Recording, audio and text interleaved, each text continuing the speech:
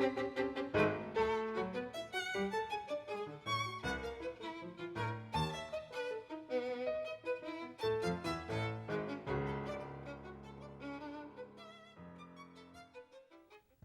evening. I'm Darrell Douglas, and welcome to tonight's Conversation with the Candidates, a joint venture between the League of Women Voters Houston Education Fund and the League of Women Voters of Texas Education Fund. All the candidates on the ballot statewide were invited. Tonight, we've dedicated an hour to talk to the candidates for Texas Land Commissioner. Mr. John Cook, welcome. Well, howdy. I'm going to represent both candidates in this race. I'll tell you what's good about me and what's bad about him.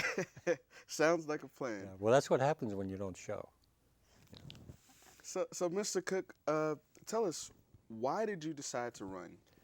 Well, actually, seeing we have almost an hour, I'll tell you the long version of it. Back in the 1800s, the state of Texas decided that they wanted to find out where minerals were in the state. Remember, this is back in the 1800s, and there was a lot of state land at the time. Remember that we used to be a republic, so there's not a lot of federal owned public lands. It all belonged to the state of Texas. We're very different than every other state in that regard. But the state wanted to find out where all these mineral assets were, so they hired some geologists and surveyors, and they went all across the state, and they identified these parcels that they thought might have the potential for mining, and they were looking mainly at gold, copper, and silver at the time. And they passed the Relinquishment Act that said we can sell this land, but the new owners are going to relinquish the rights to the minerals when that happens. So you would wonder, well, how did that impact me and my decision to run? Well, there was this little old lady who owned a ranch in a place called Sierra Blanca, which is about 100 miles from El Paso. And the state of Texas wanted to build a highway, TxDOT. And the person who they went to try to get the materials to build the highway said, you know what, the nearest quarry is so far from this, it's going to cost you a fortune to build that road. But he went to Jerry Patterson and said, you know what, the Relinquishment Act, even though it historically has only been used for subsurface minerals that you have to excavate in order to get to, technically all rocks are minerals. And there's this widow woman out there in Sierra Blanca who has this big ranch that's been in her family for years. The state has the right to go in and get the rocks from her property and let me grind them up into aggregate and make a highway. So the state did it. Well, the lady ended up hiring an attorney, and his name was Kip Bramlett. He's an old rancher, farmer from that same area. He filed a lawsuit against the state of Texas, and he ended up winning in the lower court. Well, it went to the 8th Court of Appeals, and they overturned the ruling, saying that the state has the rights to surface minerals, not just subsurface minerals. So Kip Bramlett files an appeal with the Supreme Court. Well, the way the Supreme Court works is they have to hear your case within 2 years. If you don't, you start the process over. So they were running this lady's legal bills up every 2 years. They wouldn't hear the case. They said that we're not going to listen to that one. So they never had a decision on it. But lo and behold, the person who, and it was, the guy's name is Stanley Job with Job Concrete Materials. He ends up selling his business to a company called Cemex, which is a Mexican company. So the Mexican company all of a sudden finds that the Supreme Court now has the appetite to hear the case. They didn't want to take on this widow woman while she was alive, but they were going to take on Cemex. So they decided they would take Cemex on, and Cemex could see the writing on the wall, so they decided to settle out of court and said, for the future, we'll pay royalties on the minerals that we get from the surface, all the operations we own, but don't make us pay anything from the past. So the state agreed to that, and it was an out-of-court settlement. So there has never been a real court settlement on the case. Well, the reason this impacted El Paso while I was the mayor was the same quarry operator decided he was going to expand his quarry operations at the base of the Franklin Mountains, right adjacent to about 2,000 acres of land that we had master planned, figured out where the streets were going to go, the parks were going to go, the schools were going to go, where the residential components, where shopping was going to be. Master planned the whole thing, spent $2 million doing it. And then all of a sudden he goes to Jerry Patterson and says, I want more minerals next to that quarry. The land belongs to the city of El Paso, but the rocks belong to the state. So they use Literally this. the rocks? Like, Literally the rocks. and what did they want to do with the rocks? Well, you grind rocks up and make cement. Mm. And it was that much rocks? That much rocks, yeah. I mean, you're at the base of a mountain that's made out of rocks. So anyway, I went and I testified before a Senate committee in Austin saying that, you know, at least at a minimum, you need to have a public hearing on this and let people know exactly who's responsible for this, because they're blaming the mayor and the city council. And that's not right. And the city council is blaming the Public Service Board, which was the trustee for the land and on the city's behalf. So the council was mad at the Public Service Board, and the people were mad at the mayor and the council. And I go to the GLO, asked them if they would please at least hold the public hearing, and they said, that would be a public relations nightmare. We're not going to do that. So that's when I decided I was going to run for office. But now the short version of that story is, I believe that my background, my skills, and my proven track record and experience will be beneficial to the General Land Office and the people of Texas. I like the long version better. Well, and thank you for that. I want to sort of focus in on that skills question, because for our viewers at home who might not know, the Texas General Land Office has an actually pretty broad mission. I mean, you think land is kind of narrow, but that's really not true, because you're managing all different kinds of public lands, school lands, coastal lands, ranching lands. You even have a veterans land board. It's a lot of moving parts, and I'm curious to hear from you how you think your background lends itself to managing all of those different parts and keeping them running in the right direction. Okay, you know, you're absolutely correct. I believe if you look on their website, they have a little under 1,000 employees. I think in actuality they have like 1,200. And it is multidisciplined. I mean, they have everything from responsibilities for cleaning up oil spills or overseeing the cleanup of them, to maintaining the coastal beaches. That's 2,200 miles of shoreline on the Gulf of Mexico, all the way out to 10.5 miles into the Gulf. Right. 13 million acres of land, and all the assets that are gained from those lands. For example, the minerals, oil and gas revenues, Right. which, remember, we're going through an oil boom right now, so those revenues are increasing. The total value of the assets is probably somewhere in the neighborhood of $29 billion. And the purpose of it is to fund public education through the Permanent School Fund, grades K through 12. Now, this should be important to anybody who owns property in the state of Texas, because the state's portion of the money comes from the Permanent School Fund and then gets moved over into what's called the Active School Fund. That's where the legislature gets their money. So if this fund is not being maximized, then the portion that the state's putting in decreases. And you had this happen back in 2011. You had it happen again during the last legislative session, where the amount of money, I think, that was taken out of the fund, the Active School Fund, was $5.5 billion. Okay, that's some serious money to be taken out of education. And because of it, there were thousands of teachers that lost their jobs, and classes became overcrowded. And if you don't think there was a result to it, Texas dropped from 49th to 50th for educational attainment during that same period of time. So if people tell me, well, that has nothing to do with taking the money out of it, come on. I'm real good at drawing the dots and actually connecting them. And there definitely is a connection between it. But your real question was, what makes me think that I have the skill set to do that? Right. Well, between my military training, which I was trained to be a spy in Vietnam, my cover mission there was that I was the liaison between the American and Vietnamese government for 15 refugee camps. And in reality, I was a spy collecting information for the Central Intelligence Agency. My telephone career, which was a 25-year career, my not-for-profit career, which I gave advice to not-for-profit agencies that were trying to raise money for children who were terminally ill with cancer, support system for them, senior citizens programs, Habitat for Humanity, you name it, and I worked with those organizations to teach them how to get rid of the red ink that they were using on their ledgers and switch to black. I wrote grants for them in the tune of about $2.5 million in a year and a half to fund those organizations.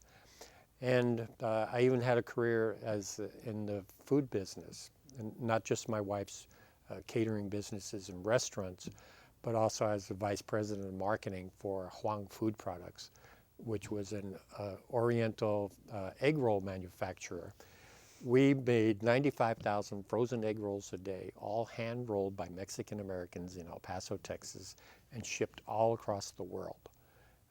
That was, I mean, you talk about multidisciplinary. And then I went into public service and served 6 years on the El Paso City Council. That was 3 terms. And then 2 4-year terms as the mayor of El Paso. As the mayor, we had 6,200 city employees, including 2,200 police officers, 700 firefighters. We had sanitation workers, the water utility boards, you name it. It was multidisciplinary, 26 different departments, which is more departments than the GLO has. So, I mean, I got to know how to deal in a big bureaucratic organization and yet make sure that they were lean, mean fighting machines. So I have the background and I have the experience, which if you look at my opponent in this race, I'm sorry that his chair is empty, but if you look at his background, he just basically started a company a little over a year ago, calls himself an energy consultant, even though his background and training has nothing to do with energy or consulting. He was a high school teacher for a while. I was an elementary school teacher for a while. I forgot to throw that in there. But I have a varied background, and I think I have the perfect skill set for working with a huge organization like the General Land Office. Right. You talked a little bit in your explanation about, showing organizations how to change that red ink to black. Texas has a lot of revenue, yet we're making cuts to education.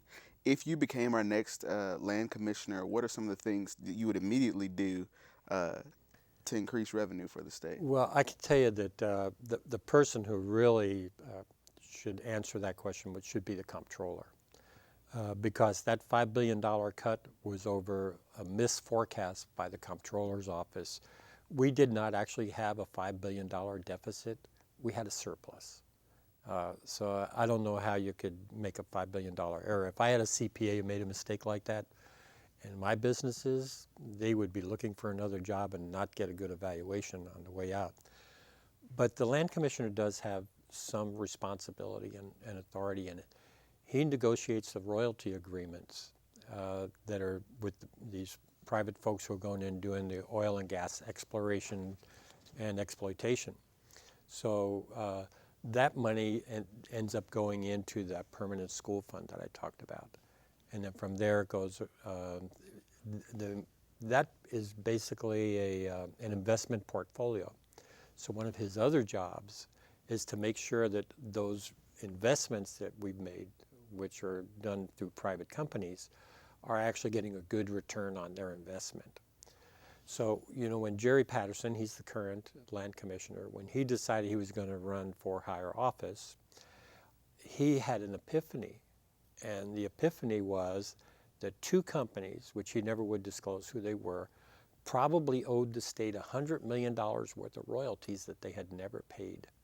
We have hundreds of companies that are doing business with the General Land Office, and if there's 2 of them that have owed us $100 million, the very first thing that I would want to do is to go in there and do an independent audit starting with the ones who have the biggest royalty agreements with us and work my way down to make sure that everybody's paying their fair share, what they should be paying.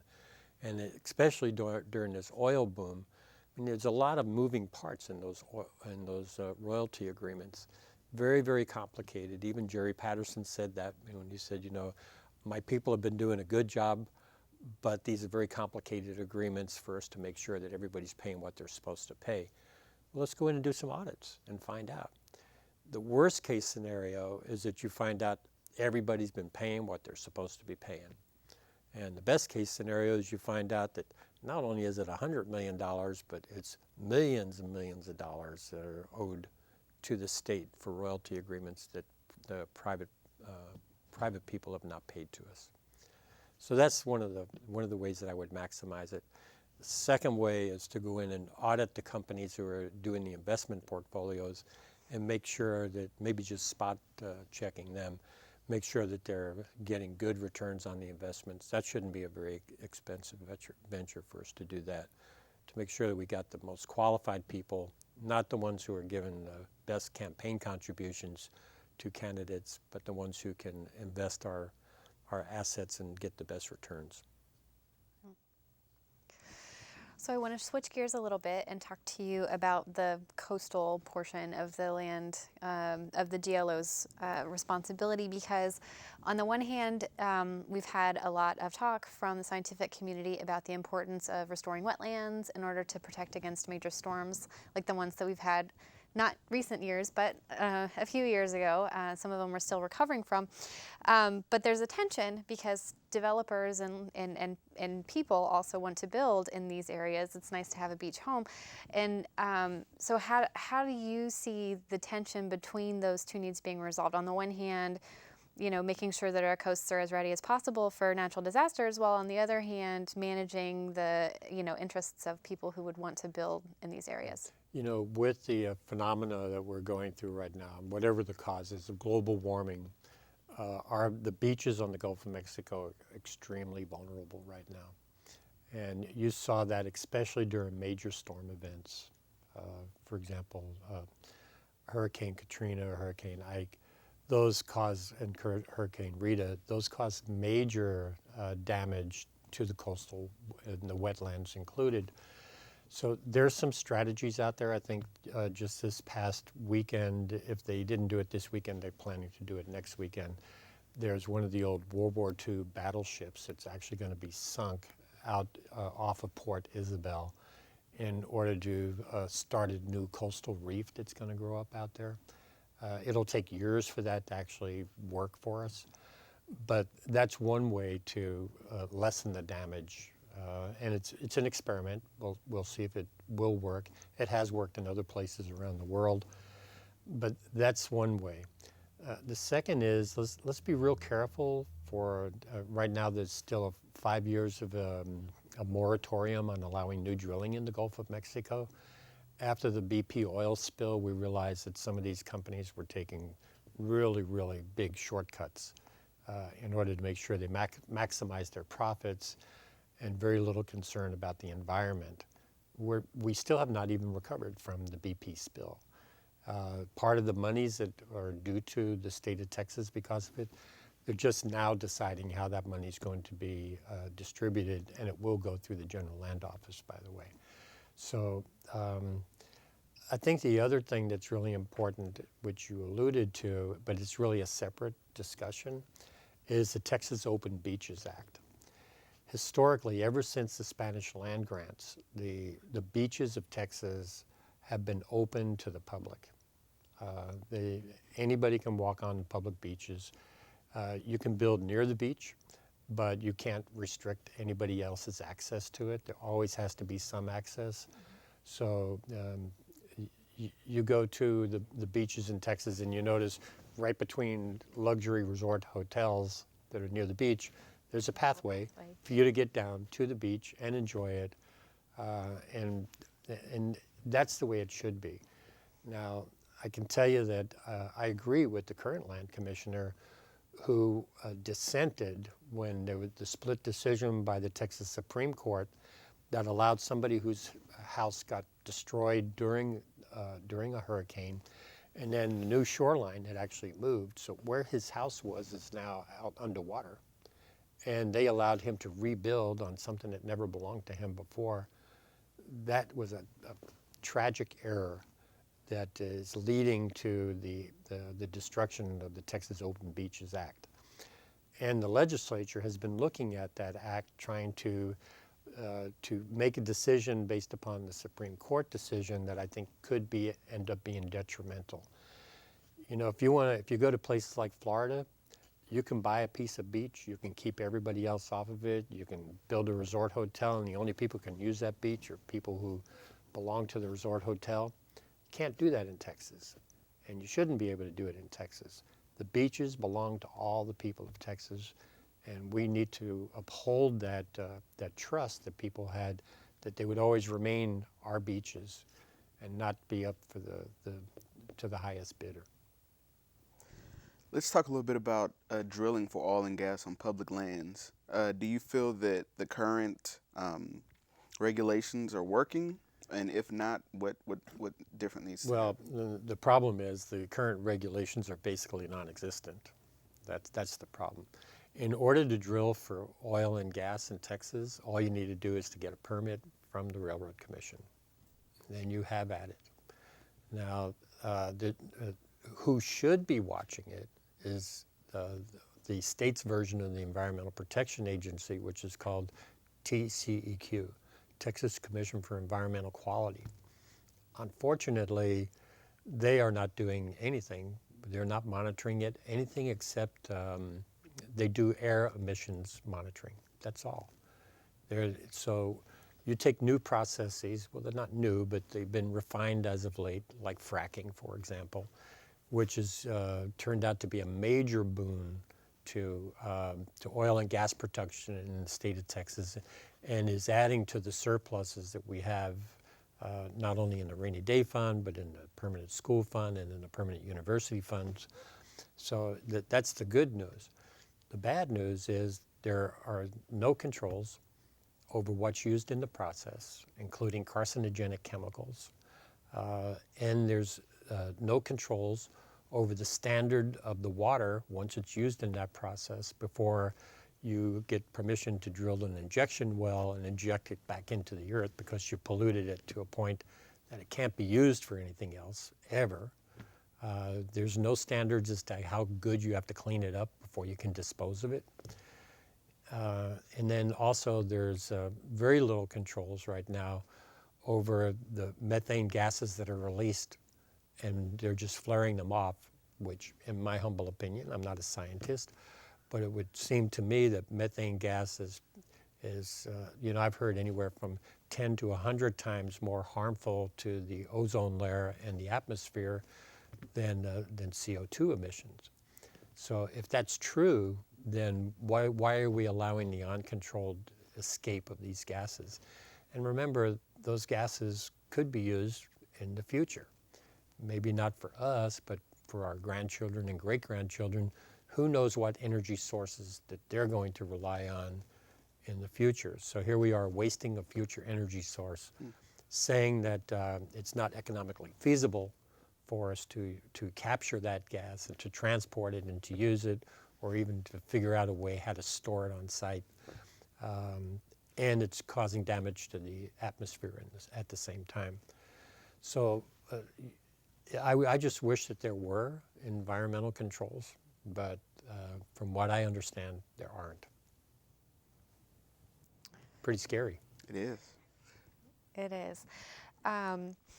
One of the other things that the Land Commission does is manage veterans' benefits, which is something I'm particularly interested in, being an Army wife myself.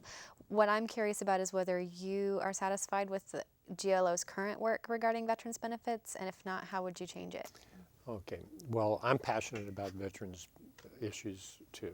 My father was a World War II hero, served on the USS Flasher, which was a submarine that won the tonnage record for the most Japanese ships sunk during World War II.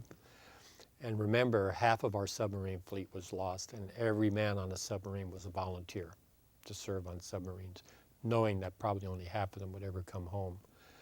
I was a Vietnam combat veteran. I had to sign a waiver to go because my kid brother was already there. And I'm the father of an Afghanistan combat veteran. Our oldest son, John, just returned from his combat tour, and then he retired from his 25-year career in the Air Force. So I'm passionate about the veterans programs, and I'm very proud of them too. As a matter of fact, these programs are a great example of how Democrats and Republicans can and should get along. Both Democrats and Republicans are passionate about the way Texans treat their veterans. You've got three extremely good programs. The first is the Texas Veterans Cemetery Program. We have 4 of them in the state, and these augment the 4 national cemeteries that we have. There's probably a need for a 5th one, and one of the first things I'm going to do when I become land commissioner, not if, but when, is I am going to look at the need for another one somewhere in the Panhandle, because the closest one is in Oklahoma from the folks in the Panhandle.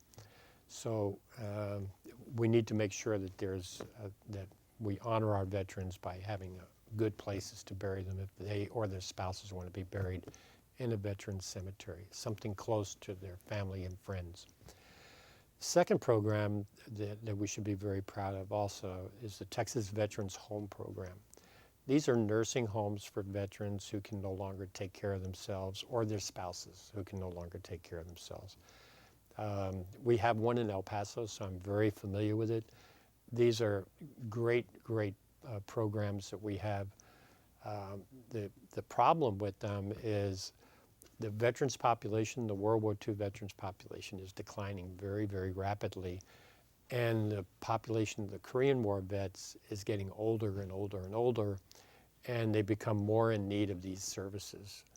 And then you have my generation, which is the Vietnam veterans, who are showing the signs for needing long-term care earlier than the World War II and Korean vets because of things like Agent Orange.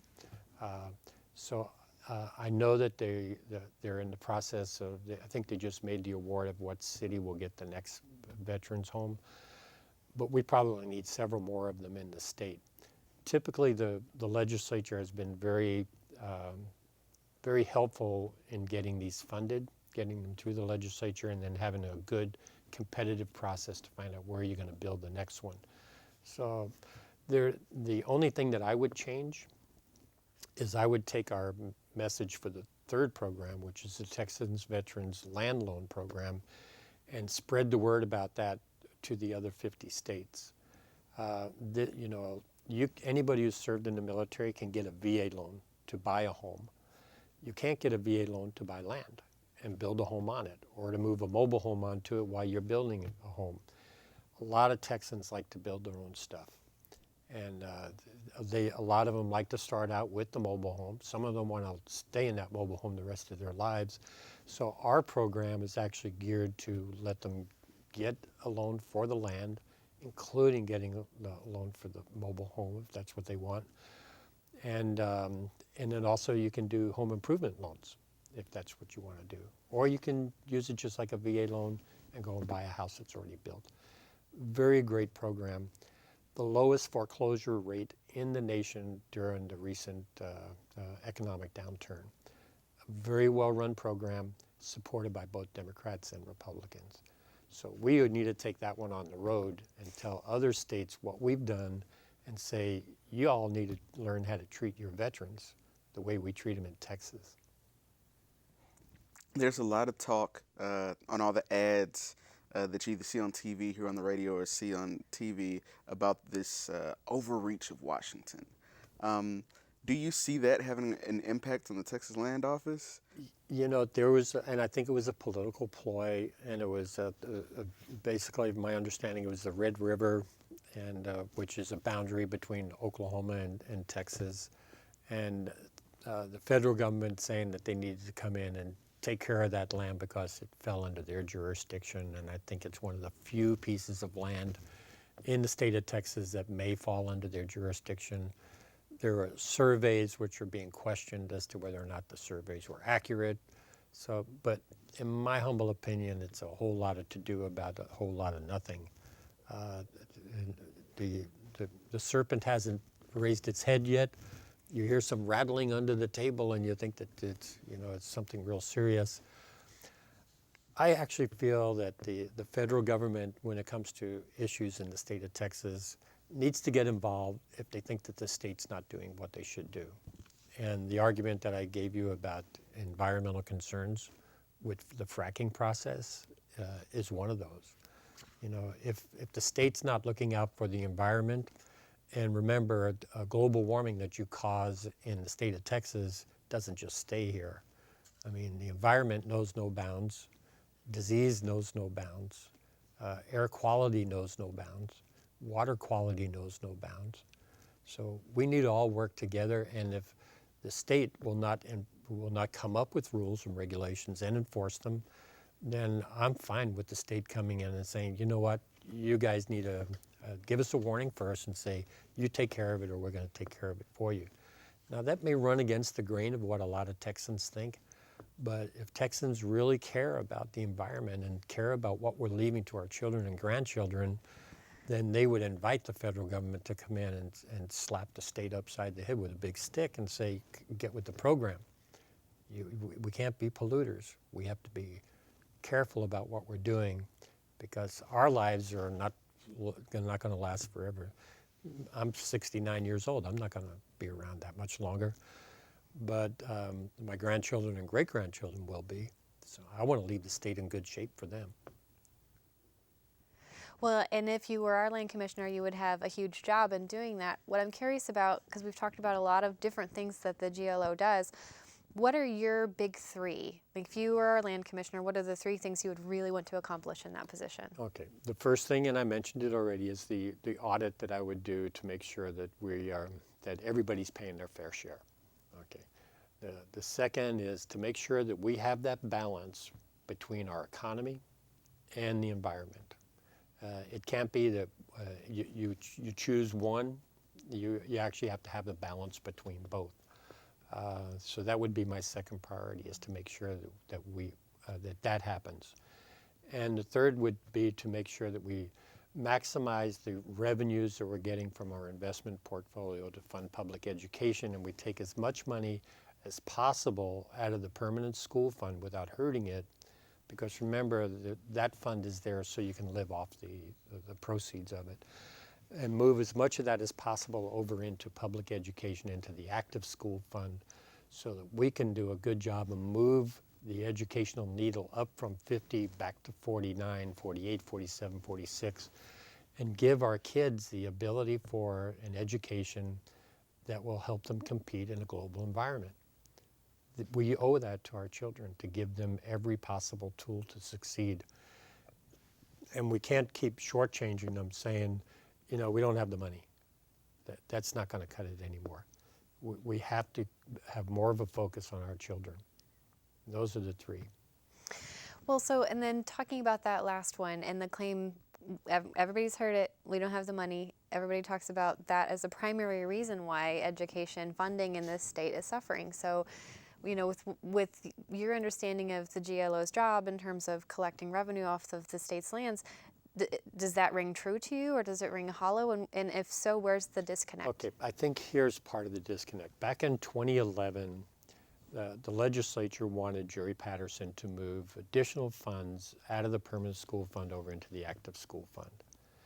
And Mr. Patterson at that time probably wisely said, during the recession is not the time to be moving that. Some of our assets have lost half of their value because of the recession. You have to let these investment portfolios build themselves back up. And I'm recommending against putting that money out of the permanent school fund into the active school fund. I had very similar thing happen, because when I retired from the phone company, they didn't give me a pension, they gave me cash. And they told me to invest it. So I did. I invested it, and that would have been 22 years ago. And for 18 years, I took $25,000 a year out. Now just do the math. I took $25,000 a year out for 18 years, and I only had started with $250,000. And right before the recession hit, I had about $750,000 left of my $250,000. Okay, the recession hit, and the value of what I had was cut back in half, almost to, it was even more than that. It was back down to about 250,000. So I had what I started with, but I lost a lot of my profit. So what my wife and I did, we didn't stay, well, we're going to still take 25,000 a year out and live on it. We stopped until the recession was over and our funds recouped their value. But that wasn't the only source of funds that the state had. Those were investment portfolios. I agree with Jerry Patterson that it was not a good idea to raid those funds. What you should have raided was your rainy day fund. Now, what better time to use a rainy day fund than on a rainy day?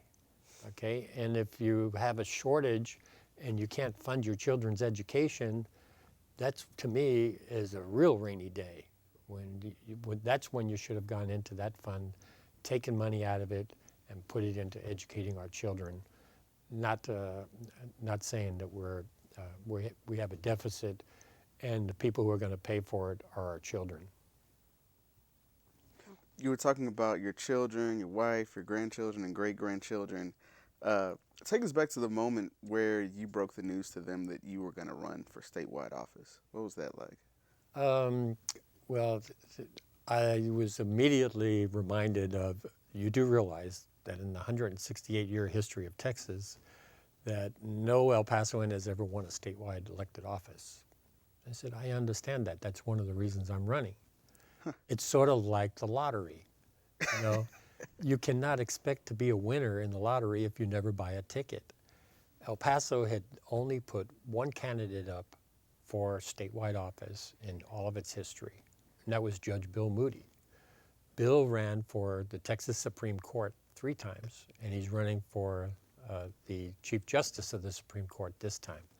So if it's only Bill Moody buying a lottery ticket, the chances of Bill winning are slim. But if there's more people that are buying the lottery tickets, there's more chances that an El Pasoan's going to win. That's one of the reasons I threw my hat in the ring. This time around, we have 3 of us. That we actually had Maxie Scher was trying to run also for against John Cornyn. She didn't make it through the primary, but 3 of us made it through the primary and are running Criminal Court of Appeals, Chief Justice Supreme Court, and Texas Land Commissioner. So we're very hopeful that an El Pasoan has a chance of winning. Now, my wife says, you know, how are you going to win? And I said, well, we're going to travel around Texas. And if we do travel around Texas with me, I will promise I'll take you to some exotic places. So she said, like what? And I said, well, would you like to go to China? Would you like to go to Moscow? Would you like to go to London? How about Dublin? How about Paris? So I have taken her to all of those places, and I've never even left the state of Texas. Wow. And what about the grandchildren and the great-grandchildren? Do they understand what's going on? Some of the older ones do. The great-grandchildren are toddlers, so they don't know. Now, the grandchildren that are in elementary school and in middle school and high school back in El Paso, they understand them. This has been a big sacrifice for them because they no longer get to come to Grandma and Grandpa's house for dinner 3 or 4 times a week. And so I think it's their parents who are suffering because they're having to learn how to cook. And what about, you talked about going to all these exotic places.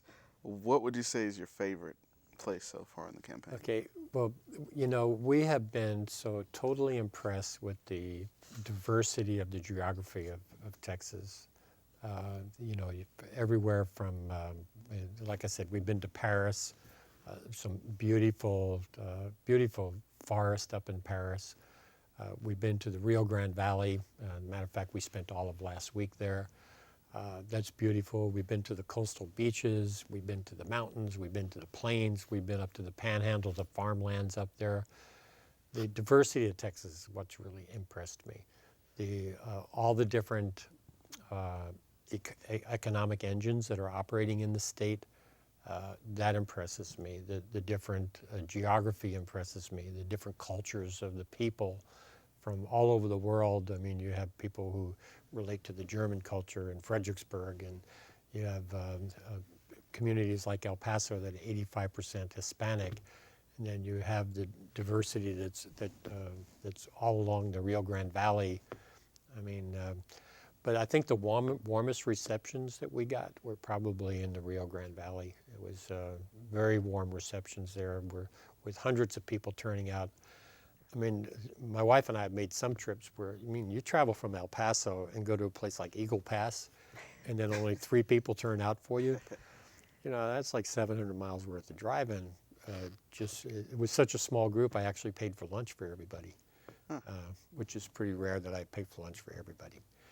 But we've been just really impressed with the entire state and the reception that we've got along the way.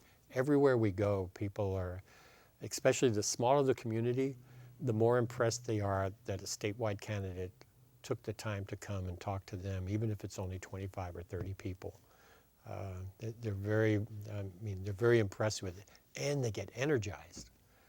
We've seen a tremendous amount of energy out there with the work that Battleground Texas is doing, trying to get Democrats organized to make sure that they turn out to vote, trying to get new people signed up to vote. And I love telling them the stories about why it's important for them to vote. You know, I tell them about me marching with Dr. King back in 1963, and then the passage of the Voting Rights Act of 1965, and that the Texas Republican Party wants to do away with that act. And remember what Ronald Reagan said about the civil rights legislation of the 60s. He said it was some of the most important legislation this nation has ever passed and needed to be defended at gunpoint if necessary. Ronald Reagan said that, not me. And I believe he was correct. We cannot let an erosion of our civil rights happen in this state or in this country. Too many people have worked too hard to get the progress that we've made to let any of it be evaporated before our eyes. We can't let that happen. We do need a fight. I'm not promoting the gunfight if necessary. But I think I'm more in line with Dr. King, who said you can leave your guns at home and have peaceful protest. Well, you know, starting with that as a jumping off point, obviously the League of Women Voters in particular does a lot of work trying to educate voters, encourage people to register to vote and to show up at the polls.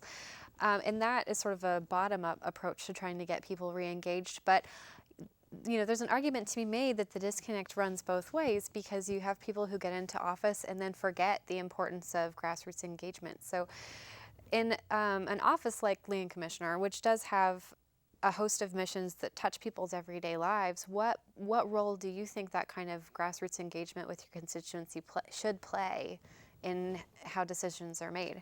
The best way to predict the future is to look at the past.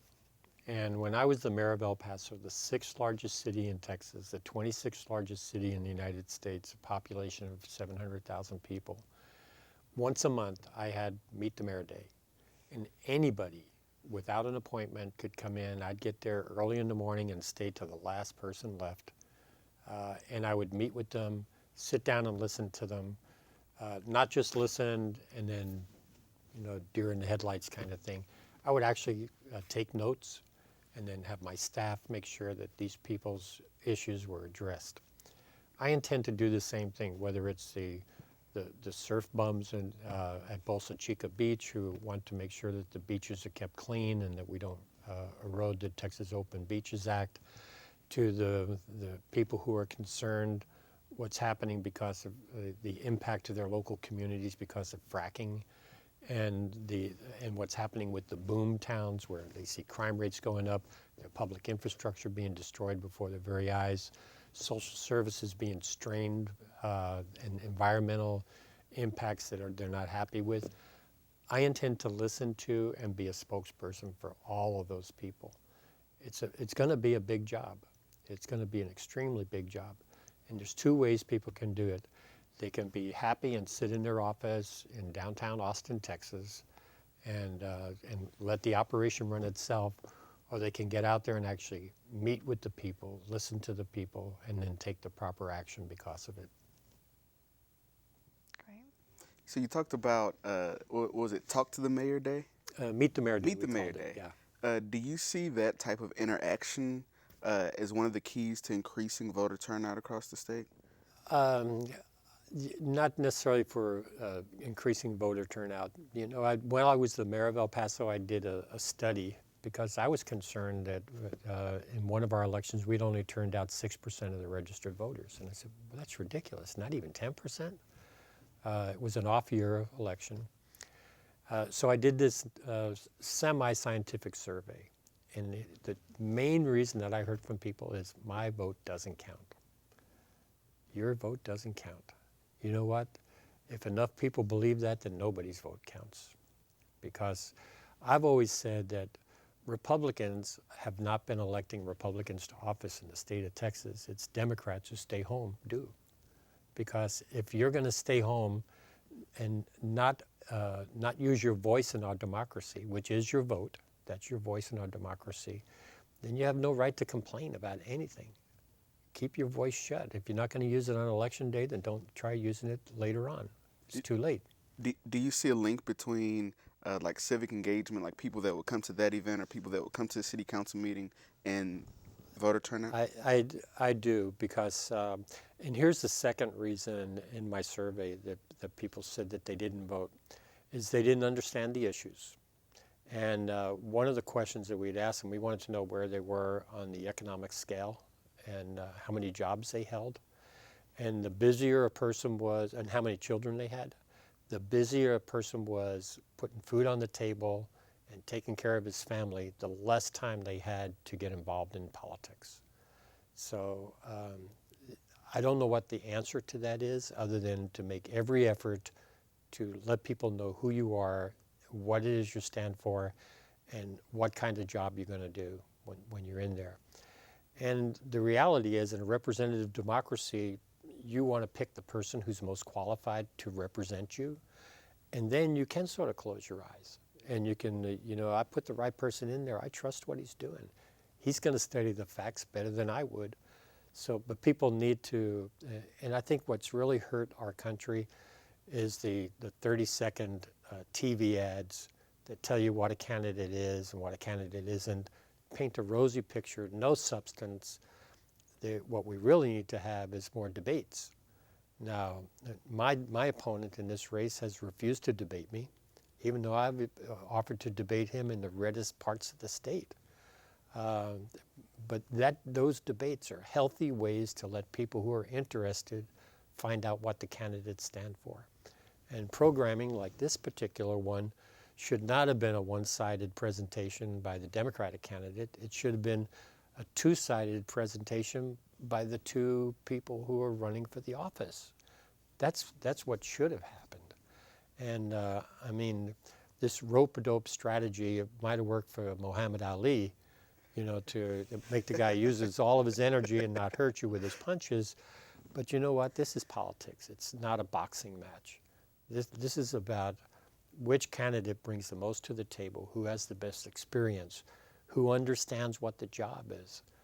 What is your philosophy about how you would run this organization?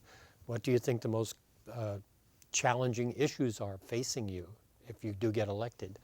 That's what the people need to hear.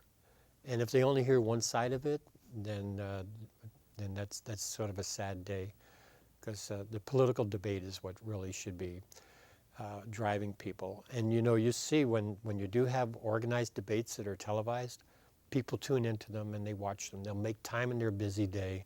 They'll turn the TV off of the kids channel or the sitcom that's on, and they'll watch the debate. So I just wish we had more of it. In this particular role, obviously representing constituencies is a really key component of this, because so many of the GLO's jobs touch everyday people. But some of those jobs also touch groups of people, like municipalities, counties. One example that comes to my mind is the GLO's job in distributing HUD funds for disaster relief, sort of down through those various levels of government, which means you not only have to be able to represent your constituents well, but also work across a pretty diverse group of local government entities around the state. are the skills needed to do that sort of work across government agencies in different areas different than the ones that you would use to deal with constituents, or is it very similar? They're similar, but you bring up an excellent point because that is an area that I think needs some improvement. The rural communities are the ones who probably need those funding sources the most, those disaster relief funds. Because number one, they have the hardest time coming up with the matching funds that might be needed for it. They don't have the breadth and the depth that's necessary to prepare the documents to present to qualify for the grants.